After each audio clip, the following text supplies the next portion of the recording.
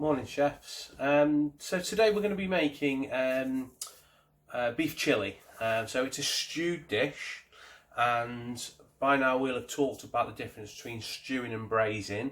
So that stewing is something that's done on top of the stove with a mixture of vegetables, can be some stock in there as well, and meat or whatever you want to put in it.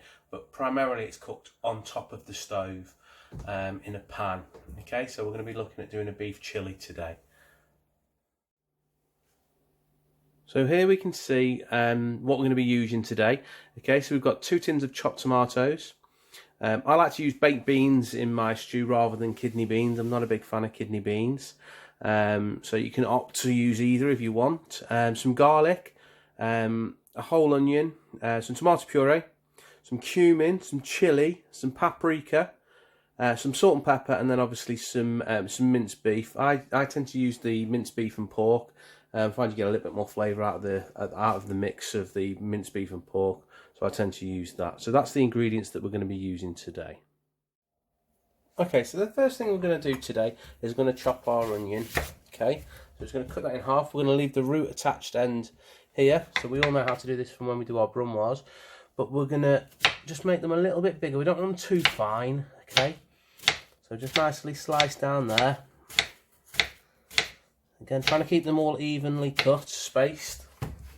We're going to use a whole onion here.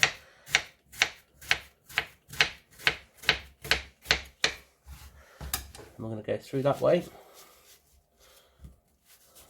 Okay, so we can see that we've got nice, finely spaced, and we've cut through 2 layers there again. That just makes it a little bit easier for us to dice our onion up, so it keeps it all the same size.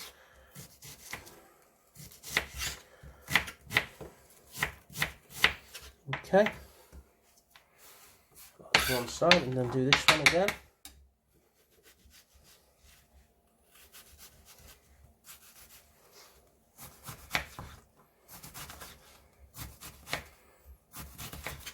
So, right, once we've got that done, we're going to get our pan ready.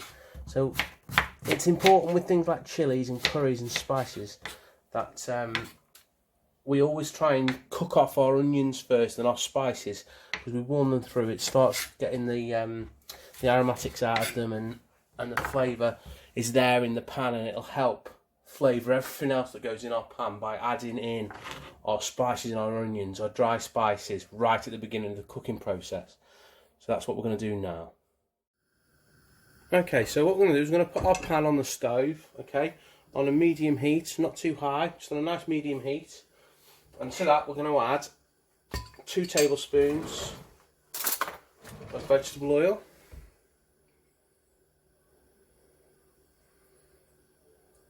Okay, so in that goes, I'm just going to warm that up.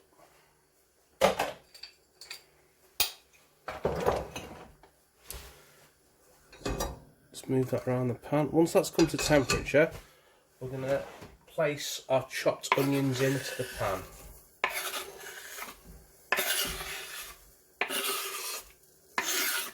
Okay, so they've gone into our pan, and we're going to slowly start cooking them off, and we're just looking to sweat them off, so we're looking to get them to go nice and translucent, not taking on any colour. We're not frying them, we're just going to sweat them off in that pan.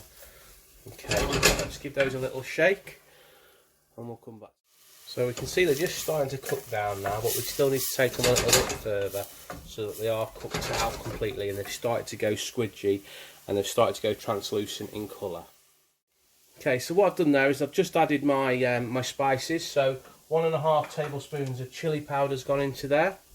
1 teaspoon of hot smoked paprika, and 1 teaspoon of cumin that I've added into there as well.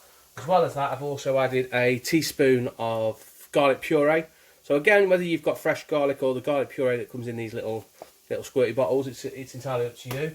And then just cook them out. It's really important that we cook them spices out and get them started, and they start to release the flavours into the pan.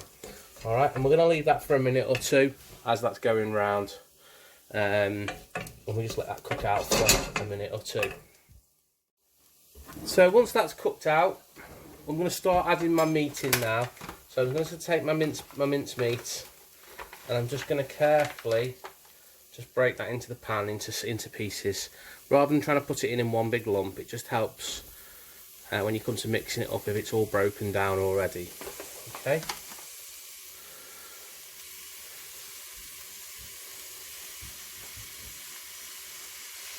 So we just keep moving that around once we get that in there, and we just keep mixing that in.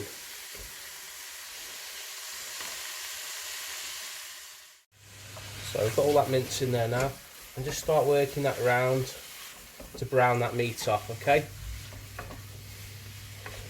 You can see the spices and that onion will start to coat all of that meat, and that's where we're going to get all that flavour in the sauce, okay? By doing it like that. So again, just keep breaking it down, and it'll just go brown. It'll just start going brown in its own time. Again, just keep moving it around every minute or two. Just give it a bit of a knock round the pan. Turn it over. You can see already there as soon as you turn it over. Okay, so just keep doing that until it's completely brown all the way around. So that meat's been in that pan for about 4 minutes now. It's nearly there. I'm going to give it a little bit longer. Watch your onions. Just keep working on it. You can see the mince will start to break down the more it cooks out. Okay, so just keep working it, and it will just help it do that.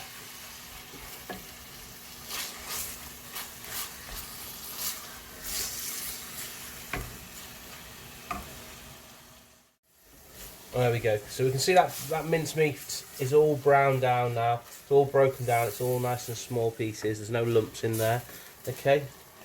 And obviously you can smell the spices. Obviously you can't, but you can smell the spices coming out of there. Are unbelievable with that paprika that we've got in there and the chilli. Okay, so that's broken down really well. Okay. Okay, so that's all cooked down now. And what we're going to do now is I'm going to add some tomato puree to that. So into there, I'm going to add 2 big tablespoons of tomato puree, maybe 2.5. Okay, tomato puree. That's just going to give it a little bit of depth. Okay, that tomato richness that's there, it's going to give it some depth. Okay, so just work that in all the way around. Okay, and then what we're going to do is we're going to add our tin tomatoes, our chopped tin tomatoes. Okay, so 2 tins of chopped tomatoes. It depends, if you want it very meaty and you want to have it quite thick with meat, you can put 1 tin in, but I don't like it too stiff. I like it to be nice and loose. Okay, and those tomatoes are going to break down once we start cooking that out, and that starts to stew away. Okay, so that's our tomatoes in. So what you can do then is you can add your baked beans as well. Again, by using the baked beans, you get a little bit more sauce in those, because obviously with red kidney beans you don't get that. You'll just get the red kidney beans. But like I say, I'm not a big fan of red kidney beans. And just work those beans in as well. Okay. And what we're going to do is we're going to leave that on the stove. We're going to let that cook out. And that's probably going to be about 20 to 25 minutes, just on a medium heat. Okay. On a medium heat, it's just going to sit there and simmer away. So just bring it up to temperature. So bring it up to the boil. Once it comes to the boil, just reduce the temperature down and leave it to simmer for a good 20 minutes. So we can see that that's really kind of broken down now. Those tomatoes have been in there and really started to break down. We've got a nice kind of thick, stewy kind of consistency. Okay. What we need to do now is we need to season it. So a little bit of salt and pepper.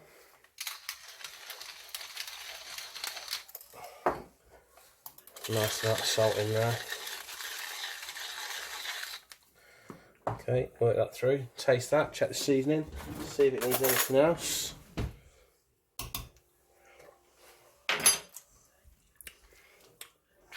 Oh no, that's nice, not too hot, not too spicy. If you want to make it spicy, obviously you can add a little bit more chilli into the pan at the beginning, or if you're towards the end and you wanted to spice it up a little bit more, a little bit of Tabasco sauce works just as well, for those that do like it hot. And that's the base to our chili. That can be served with rice, chips, Doritos, whatever you want to serve that with. Okay, and that's a really cheap meal. That meal comes in under less than £5.50. So obviously you've got your kitchen cupboard spices that you should have around, hopefully. But the meat, the meat and the tomatoes and the onion and everything else comes well under that cost. So it's a really cheap and affordable meal to feed a big family. That'll feed at least 6 people. Okay, so there you go. That's your stewed beef chili.